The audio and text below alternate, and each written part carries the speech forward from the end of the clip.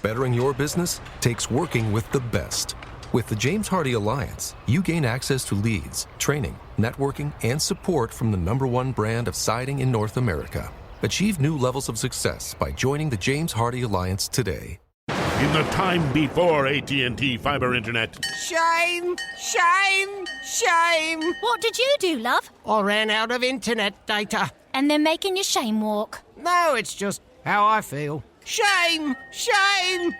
In the time after AT&T Fiber Internet. Nice to have unlimited internet data, right? Right. The dawn of a better internet era with AT&T Fiber. Limited availability in select areas. Check eligibility at att.com/getfiber. Restrictions apply. With X1.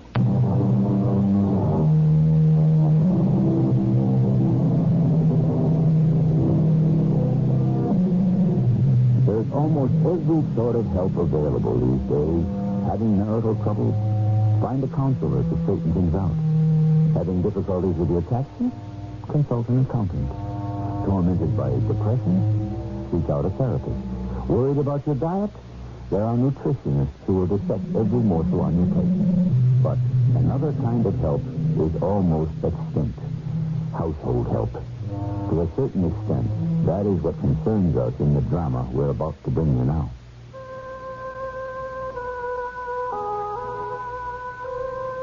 My name is Charles Arthur Dreyer.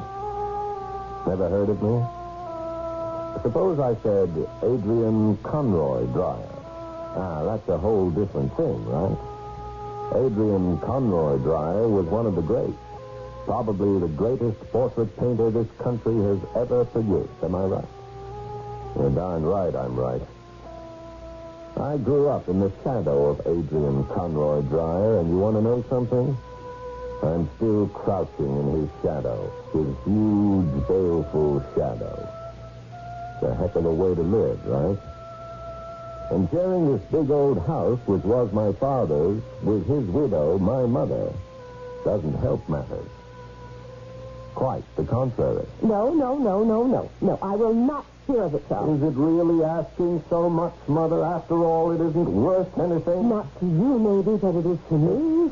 It's obvious. It's terrible. Not to me. It's an eyesore. It's the most precious thing in my possession. Do you expect me to throw out the most precious thing I own? Well, if you want to throw it out... I look at it every day of my life. Oh, Lord. I pull that little stool up to the fireplace, the one with the needlepoint that I did myself when your father and I were first married. Mother, and I sit on that little stool, and I look up at that beautiful face, and I talk to it. You didn't know that, did you? No, I didn't, and I'm sorry you told me. I don't do it when you're in the house, of course, because you'd make fun of me. I do it when you're at school, teaching your class. I have my hour. That's what I call it. My hour. Mother, even... I don't know how I get through the day without my hour. And you want to take it away from me. No, I don't. It's not...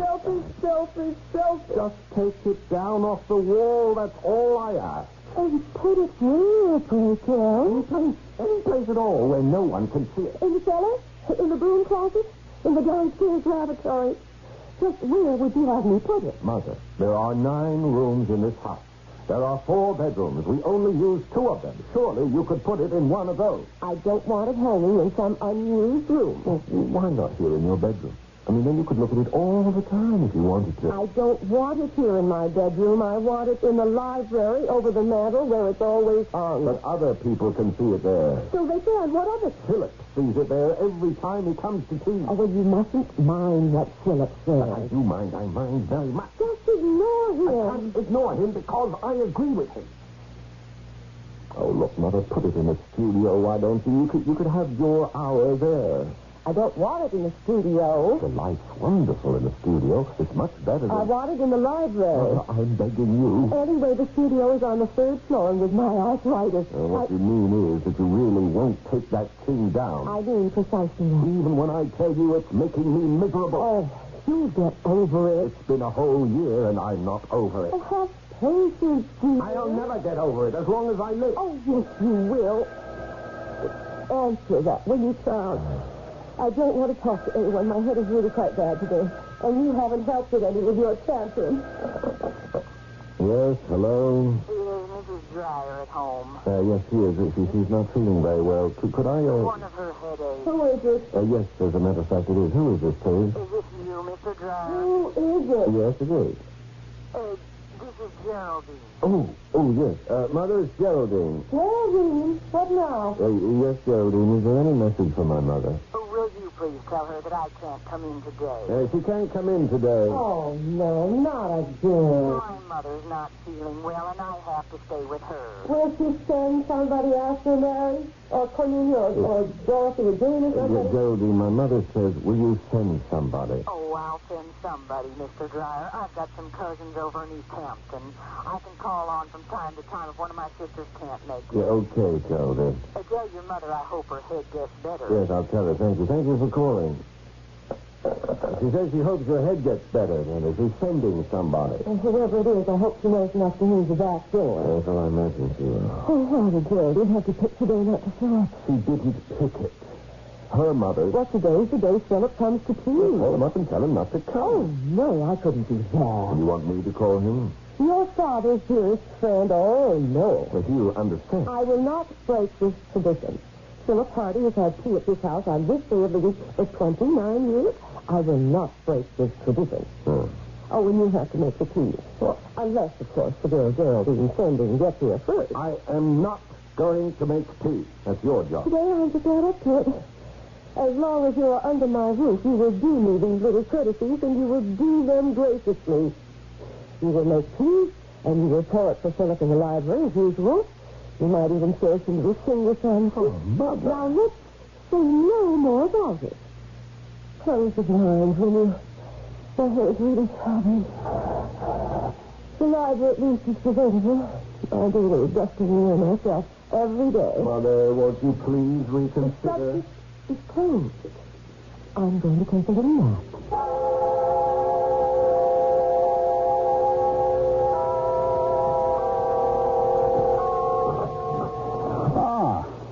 Come in, Philip. Thank you so much.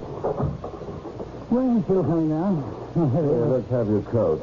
It's a bit damp, I'm afraid. Oh, that's all right. Come in the library. Delighted. Hot cup of tea. There's no tea. Oh? No tea? No tea. But there's always tea. Not today. After you, Philip. Oh, thank you. Your mother... My mother is in her room with the shutters closed.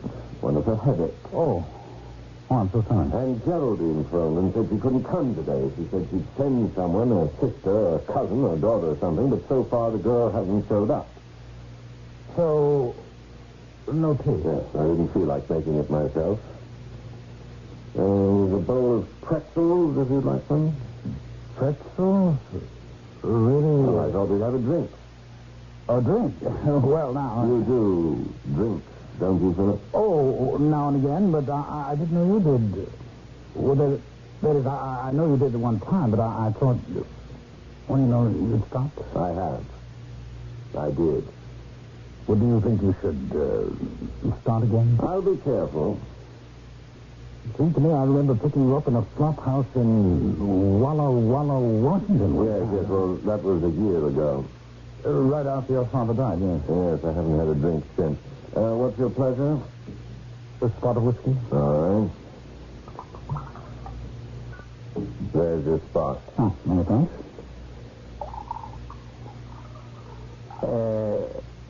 And that's your spot? That's mine. Charles, do you really think... I mean, should you start in again... You know what drinking can do to you. I drink very rarely. I never did drink regularly. Yes, but when you do, Charles, when you did... I've been dry for a whole year. But then why start now? Because my mother is driving me up the wall. Oh, really? Is it anything in particular? You know what it is. That. Oh... That, the painting. Yeah. I know what you think of it. I know what I think of it. Cold, mechanical, no style, no personality. In short, no talent. It's a good likeness, Charles. Is it really a good likeness? Well, yes. The nose is the right length. Is that what you mean? The blue of the eyes is very exact. The skin tones are lively. Is that it? The buttons on the coat are precisely indicated. Charles, my boy. Does that add up to a man? Does that add up to a human being who lived and loved and suffered? Does that constitute a person who felt, who felt? Whatever it was, he felt. Do you know what it was he felt, Charles? No, I don't. I never did. Except contempt for me, he felt that all right. Oh, Charles. I don't bother to deny it, Philip. I know he did. I wasn't going to deny it then. Oh, well, I thought you were. No, there's a back door buzzer. It must be the maid Geraldine was going to send. You want a letter in? You want me to? No. I'll do it. Maybe I'd better leave. I finish my... Yes, well, would you mind? I have to show her around. No, I don't mind the least. You go ahead. I'll let myself out the front. Do you know where your coat is? Yes, I know. All right, I'm coming. Yes. Mrs. Oh, wait a minute. I have it written down. Mrs. Dyer. She needs help, right? Right, come in. Let me see now. You're not Mary. No. No. You're not Dorothy or Jay. I'm Cassandra. Oh. Well, you can't be Geraldine's sister. You're too young. I'm not her sister. No. Of course you're not. You're her daughter. Nope. Well, you couldn't be a granddaughter, could you? Maybe I could, but I'm not. Are you a cousin? No, I'm an outside girl.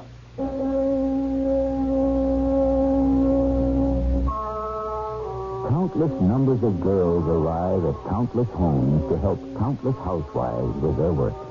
They do their chores, and they go home.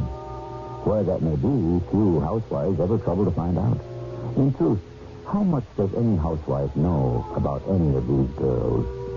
Day after day can pass in closest contact and cooperation, yet while the girl may learn a great deal about the lady, years can go by without the lady learning much of anything about the girl. I'll be back shortly with Act 2.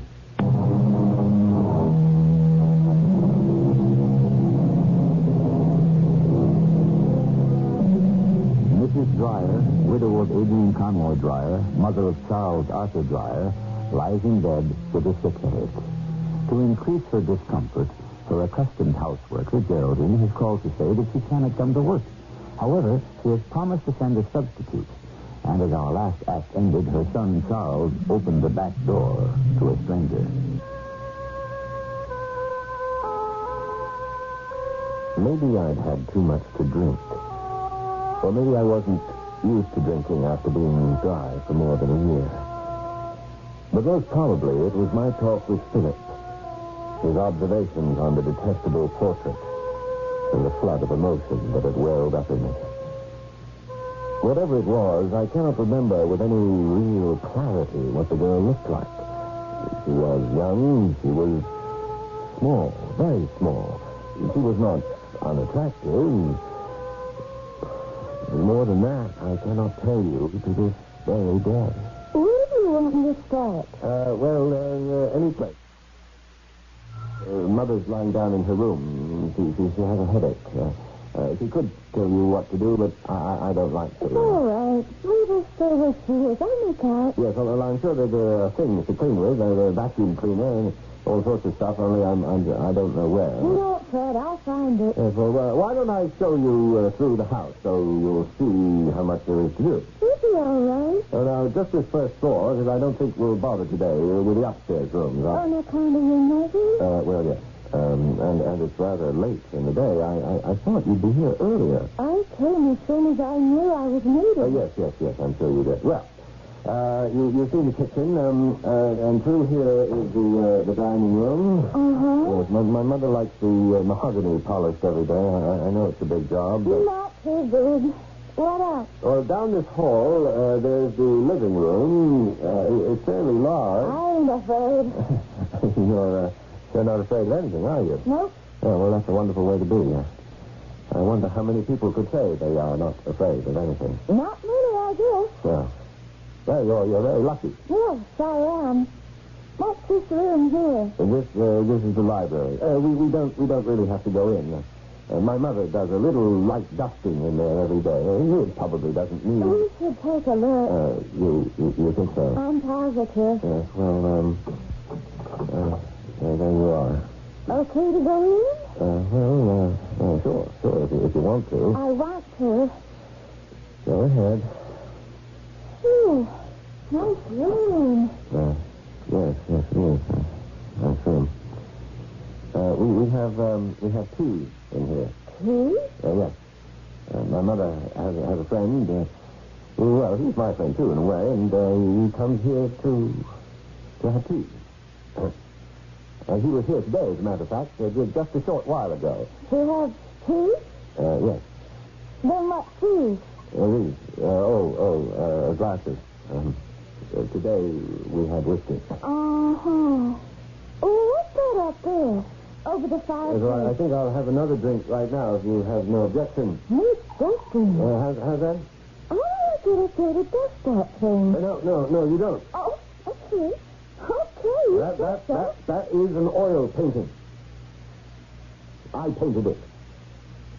One of these days, perhaps, I shall clean it. Do you, by any chance, like it? The painting. The old gentleman looks dead. Dead? Well, that's how he looks to me. Yes, actually, he is dead. That's the portrait of my father. He died a year ago. I painted the portrait right after he died. He was a famous man. You painted him dead. That's not so at all. As a matter of fact, the portrait is very accurate, very lifelike. That's the way my father looked. I spent a great deal of time with my father. I painted him from memory. I didn't even have to consult a photograph. I had an indelible image in my mind. I painted from that. I guess you thought of him being dead. What? What did you say? That's a terrible thing you say. It is? I can't think why you would say a thing like that. The flesh tones, the eyes. No. Now, listen, you just get started on your cleaning, all right? That's what we came here to do. Sorry. I'm going up to see how my mother is, to tell her you're here. You go right ahead. And don't you dare lay your hands on that painting, do you hear me? Oh, yeah. Sure. I'm here. She'd angered me, this total stranger who had entered the house with such assurance.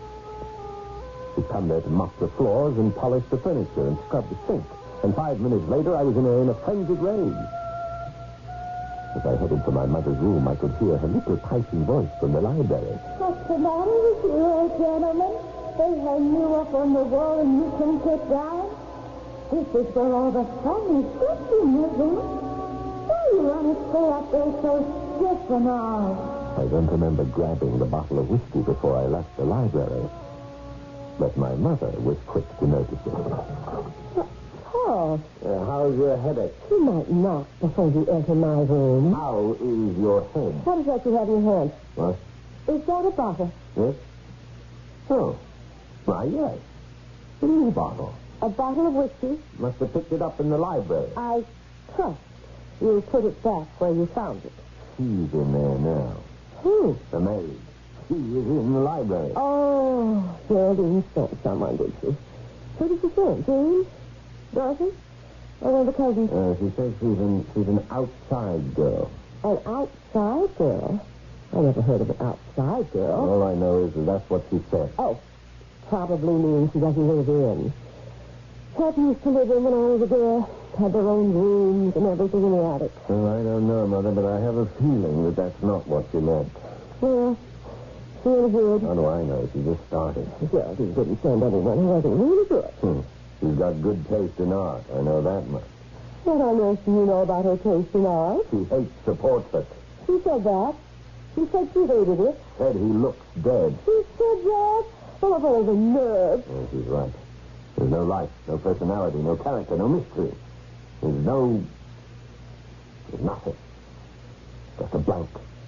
Just paint on canvas. Could have been done by a computer. Now, stop. Oh, dear. Answer that, will you? Yes, if you want me My to. head's killing. Hello? This is Philip, Charles. No, what do you want, Philip? Well, Oh, is it Philip? just to ask how you are, Charles. I'm fine.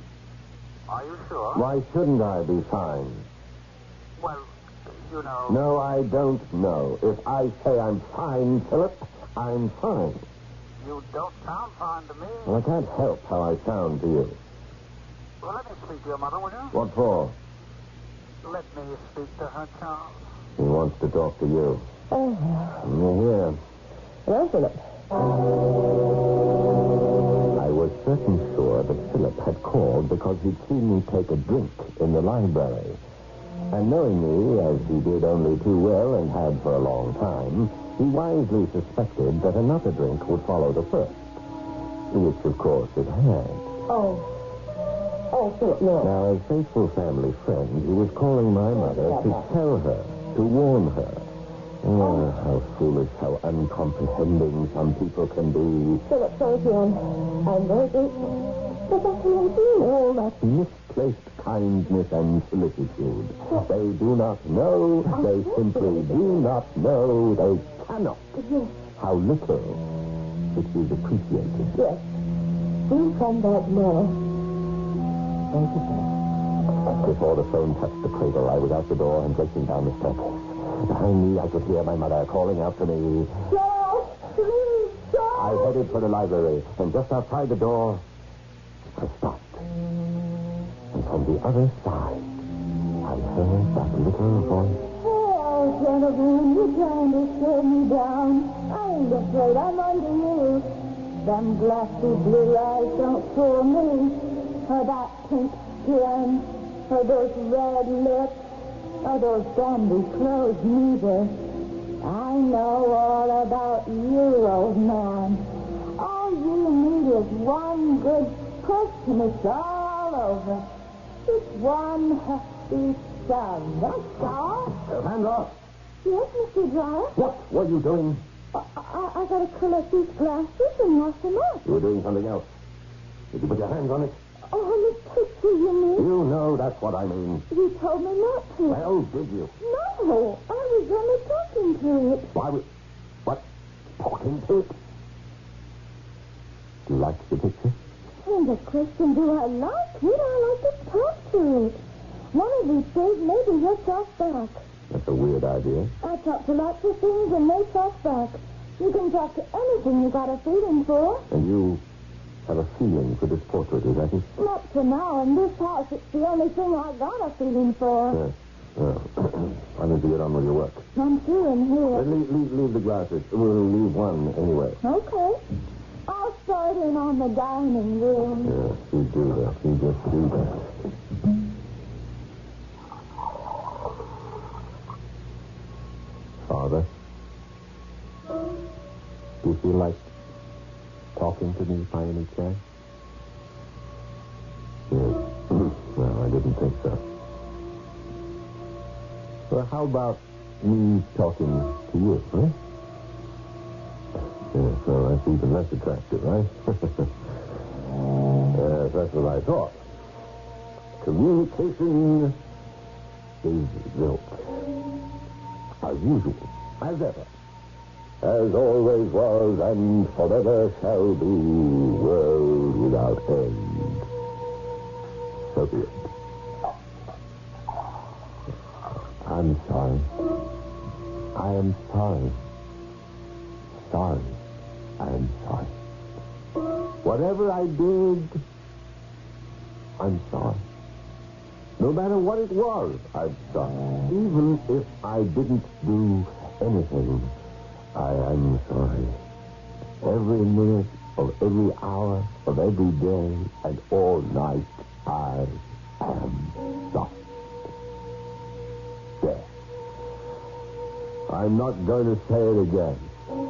I'm sorry. You take it from there.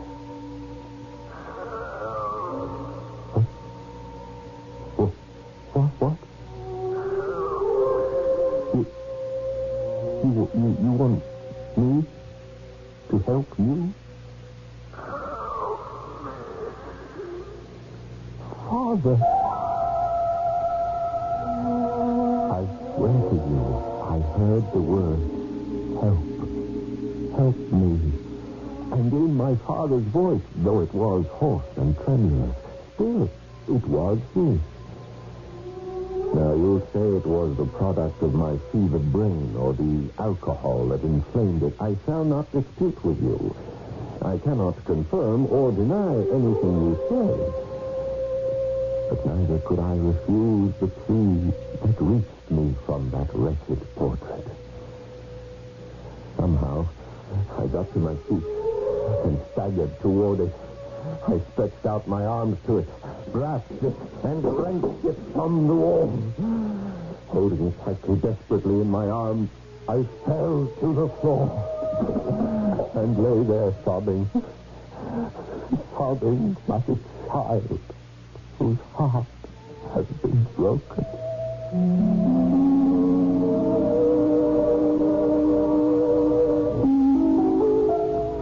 Never say to anyone, it's all in your imagination. What finer place can there be than your imagination? Listen to what Joseph Conrad had to say somewhere around the beginning of the century. Only in men's imagination does every truth find an effective and undeniable existence. Imagination is the supreme master of life. I'll be back shortly with Act 3.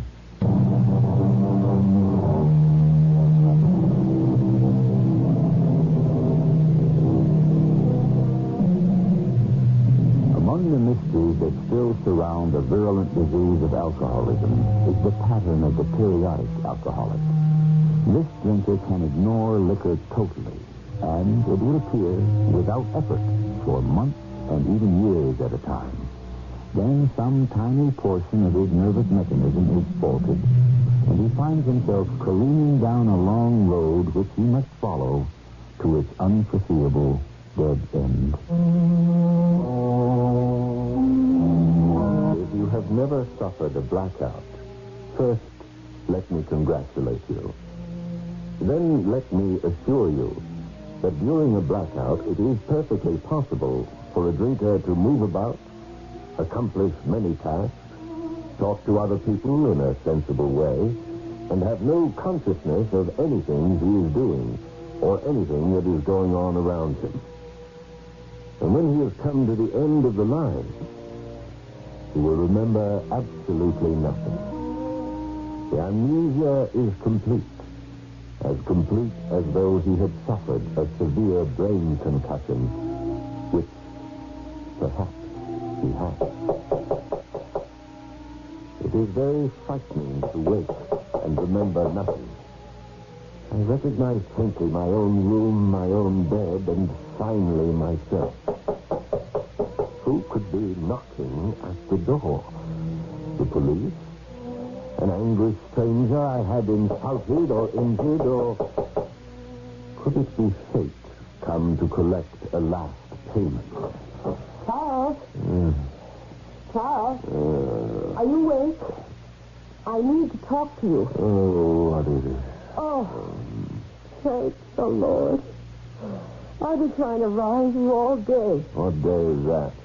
You were teaching last night, weren't you? I must have been. Oh, Charles. Please, Mother, don't start in on How me. could you? How couldn't I? You were doing so well. I was so proud. Mother, kindly stop. All right. All right. But I've been so worried I called Philip. Oh, why did you do that, for God's sake? Well, when I couldn't rouse you, I had to tell somebody, being all alone here. And by the way, that girl Geraldine sent was just no good at all. No. I got out of bed last night to make some dinner, and I looked all over for you, but I couldn't find you. Did you go out someplace? Maybe I did. You mean you're not going to tell me? I mean, I don't know. Oh, Charles. Wait a minute, wait. What do you mean the girl Geraldine sent was no good? Well, the kitchen was a mess. A perfect mess. Looked like it hadn't even been touched. There was one glass in the sink. Just one? Just one. And not washed properly either. No, I think you'll find the other one in the library. Well, how would you know that? I don't know it. I feel it. Are you drinking with that girl? I don't think I... You don't sing? Oh, please, Mother. I'm trying to fit the pieces together. You're not helping me. Anyway, I heated up some soup and made some toast, and then I cleaned up the kitchen a little bit, which wasn't easy with my head throbbing the way it was, and then I went to bed. I was sure you'd come home sooner or later from wherever you were. And the prodigal always returns. And then this morning, I waited for you to come to my room, as you usually do. Waited and waited and waited and waited and waited until finally I got up and came in here. And here I was, all snug in my little bed. Yes, but dead to the world. Passed out is the proper term. I shook you and shook you. I put ice on your forehead, but I couldn't even get you to open your eyes. That's when I called Philip. I wish you hadn't done that. I had to do I something. never got over the trick you made to Walla that time. Well, Philip's a very good friend. That he is. A very good friend indeed. Mother, did it ever occur to you that it is those very good friends indeed that a man most wants to avoid when he's like this? A man wants to be alone and be left alone. Be that as it may, Philip said he'd come right over, and he'll be here any minute. Oh. So I suggest you get up and shower and put on some fresh I clothes. will. And in the meantime, I'll make some tea. Maybe I'll have time to check over the rest of the downstairs and see what kind of shape that wretched girl left it in. Okay. Would you rather I sent Philip up here when he arrives? No. I'll come down. All right, then. And you pull yourself together.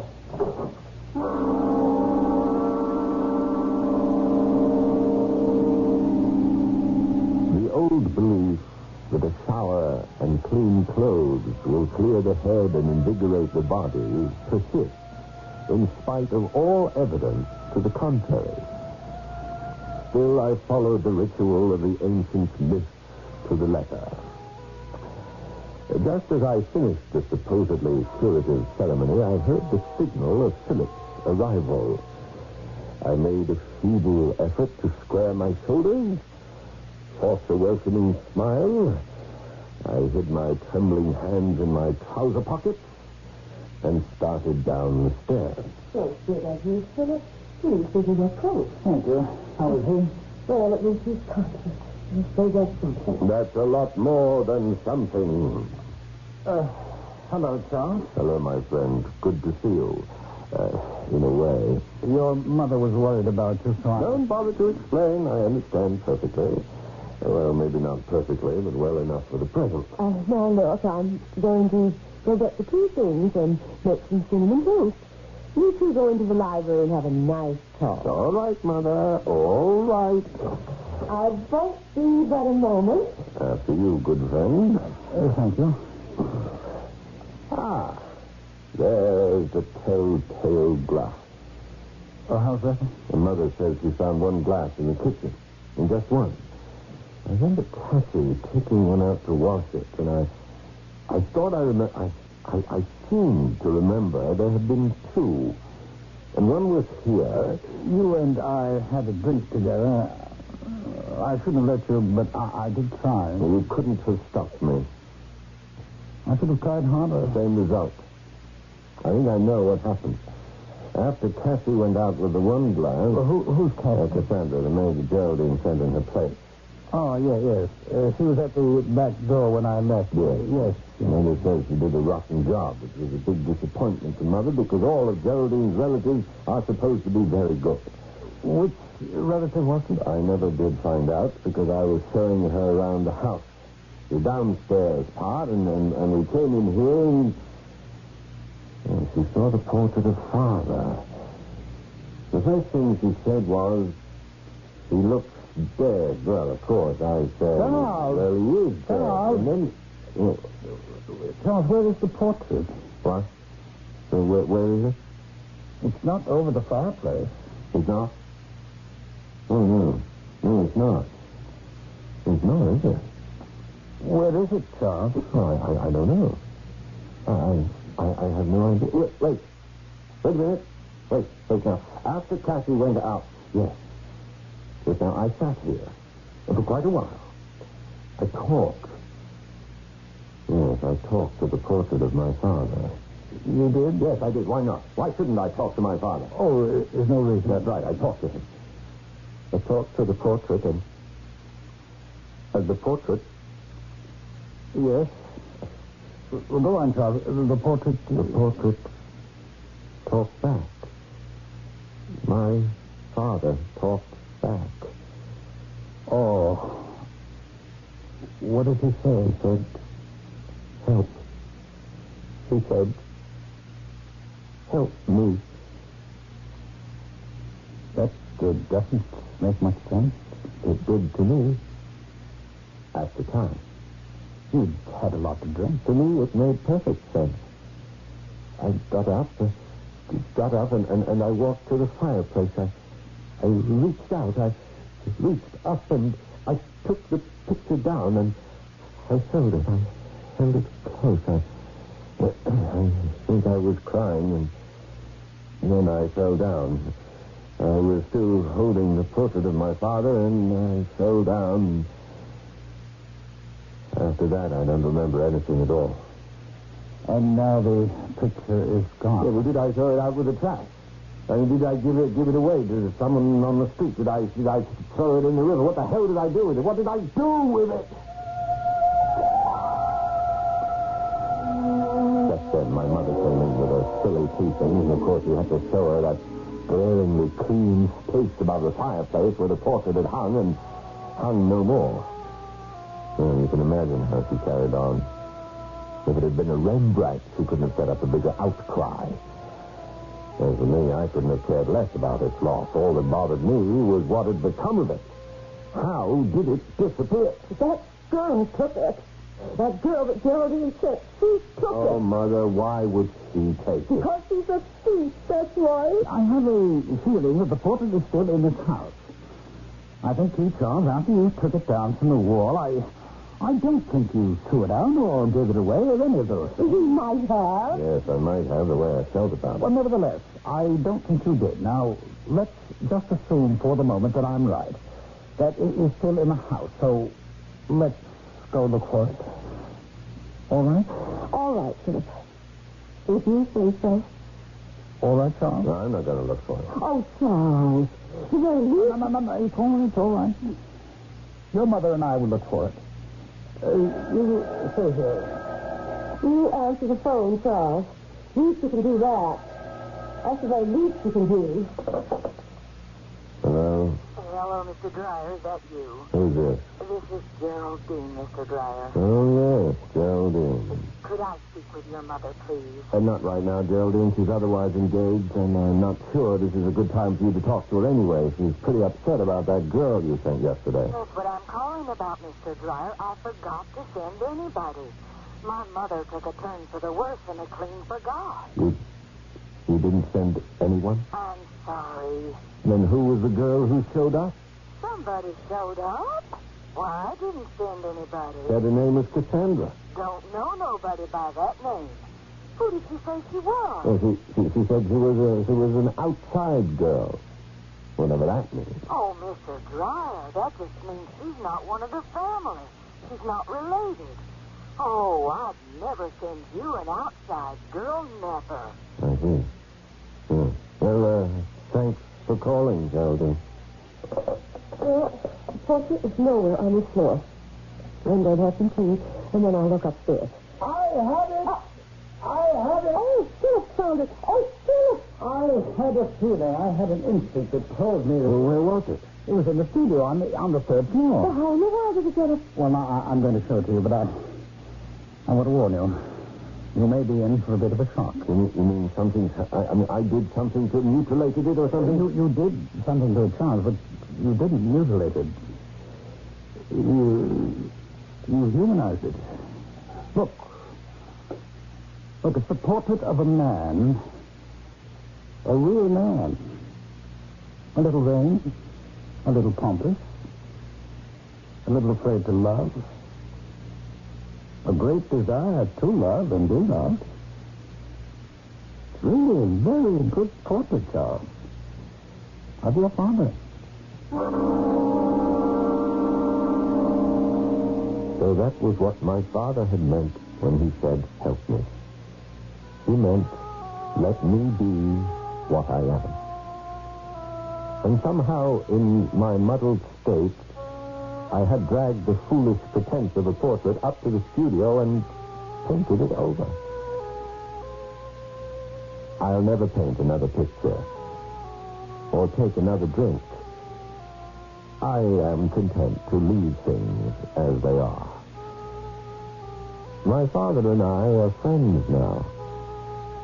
I know him, and he knows me. His warts and mine are all there for the world to see.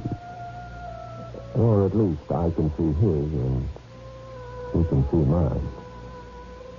Oh, I don't think I'll ever tell my mother about Cassandra. I wouldn't know how, and it would only confuse her. I myself am not positive she was ever there.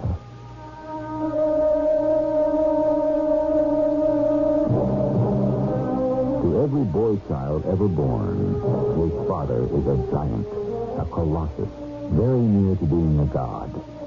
Inexorably, as the boy child grows, he discovers that omnipotence does not reside in the man he worships, nor infinite wisdom, nor unfailing goodness.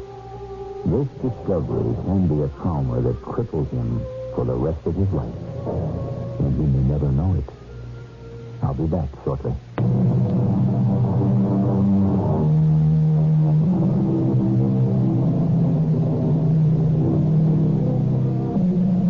If I could have my way, I would whisper into the ear of every small boy that the big man he has deified is as human as he is. That when he grows up and becomes a father himself, his small son will worship him in the same way, and eventually be just as disciplined. But what small boy would listen or believe? Our cast included Paul Hecht, Ann Petoniak, Ralph Bell, and Kathleen Byers. The entire production was under the direction of Hyman Brown. This is E.G. Marshall inviting you to return to our Mystery Theater for another adventure in the macabre. Until next time, pleasant dreams.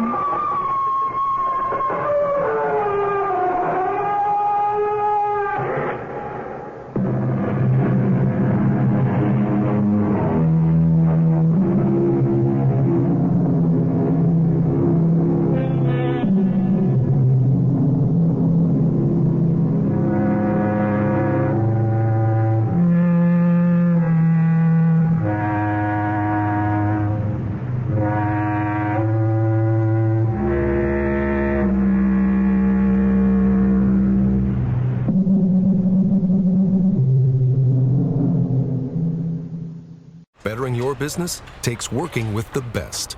With the James Hardie Alliance, you gain access to leads, training, networking, and support from the #1 brand of siding in North America. Achieve new levels of success by joining the James Hardie Alliance today.